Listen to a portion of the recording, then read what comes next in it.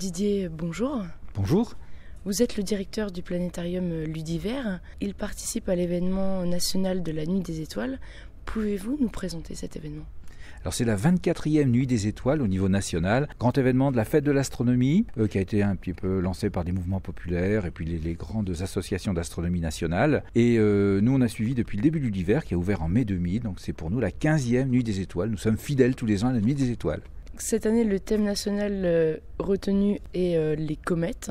Pourquoi ce thème ? Alors il y a une sonde européenne qui va arriver autour d'une comète, la comète Churyumov-Gerasimenko, du nom des découvreurs russes qui l'ont découverte il y a quelques années. Et cette sonde européenne, au mois de novembre, va déposer un atterrisseur, le rover Philae, qui va arriver à la surface de la comète. C'est une première, ça n'a jamais été fait et ça va être certainement une réussite. Pour l'instant, la mission se déroule très très bien. Dans quelques jours, et c'est pour ça que la Nuit des Étoiles a été mise au premier vendredi du mois d'août, pour anticiper cet événement assez important pour l'Europe d'arrivée de cette sonde autour de la comète. Pourquoi la Nuit des Étoiles se déroule ce week-end et pas la semaine prochaine ? En plus de l'événement de la sonde qui arrive autour de la comète, il y a aussi l'absence de la Lune. Et pour observer le ciel, ce qu'on appelle le ciel profond, les galaxies, les nébuleuses, les amas d'étoiles, eh bien, on a vraiment intérêt à ne pas avoir la Lune qui éclaire le ciel, qui blanchit le fond du ciel. Donc on aura un fond de ciel bien noir et on pourra pointer les télescopes vers ces objets du ciel profond. Qu'est-ce que l'on pourra observer ce vendredi ? Alors vous pourrez observer la planète Saturne avec ses anneaux magnifiques qui font 300 000 km de diamètre mais qui ne font qu'à peine 1 km d'épaisseur.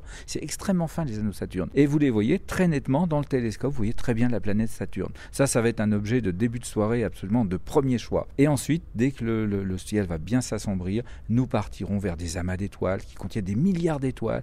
Nous partirons vers des galaxies aussi avec plein d'étoiles dedans. Des nébuleuses qui sont des endroits soit où des étoiles naissent, soit où des étoiles meurent. Donc on va partir picorer un petit peu dans ce ciel magnifique que l'on devrait avoir vendredi soir. Quelles seront les installations mises pour le public, pour qu'il puisse observer ces étoiles ?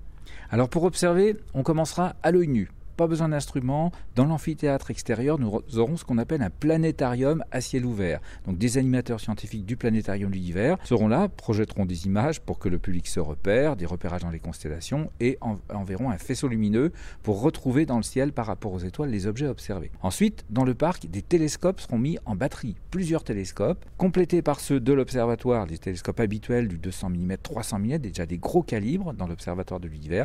Et le clou du spectacle, sous la grande coupole de 5 mètres, le télescope de 600 mm de diamètre. Alors c'est un des plus grands télescopes au nord de la Loire et il sera accessible. Alors quelques minutes, il faudra que ça tourne assez vite, mais pour regarder au moins un objet, et puis vous pourrez revenir une autre fois. Quelles seront les animations de cette soirée ? Alors des animations pour tout public, ça commence par des démonstrations de lancers de fusées à eau, juste à côté de Ludiver, sur le terrain de football. Il y aura de l'animation musicale tout au long de l'après-midi et de la soirée avec le groupe The Five Sound et Nell qui viendra ensuite compléter la soirée. Des animations sous chapiteau pour les enfants avec des comètes comestibles. Alors là, c'est un petit peu la surprise, ils vont fabriquer leurs comètes avec des explications, hein. Il y a quand même un petit côté scientifique là. Et après, ils pourront la manger chez eux s'ils le désirent. Il y aura aussi des dessous de table astronomiques, il y aura des cartes du ciel à fabriquer qui vous permettront de vous repérer toute l'année dans le ciel et des animations tout au long du parc, un jeu de piste qui tournera par les jeunes enfants de Floton Hag qui s'en occuperont. Et nous avons dans les animations une conférence par le professeur Hervé Normand qui est un homme spécialisé dans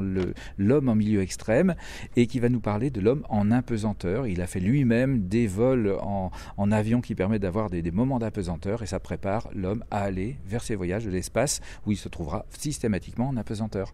Y a-t-il des informations pratiques à donner à nos auditeurs ? Alors pour rejoindre Ludiver, nous sommes juste sur les communes de Flottementville, Hague et Tonneville. La soirée Nuit des Étoiles commence à 20h et se terminera probablement vers 1h du matin.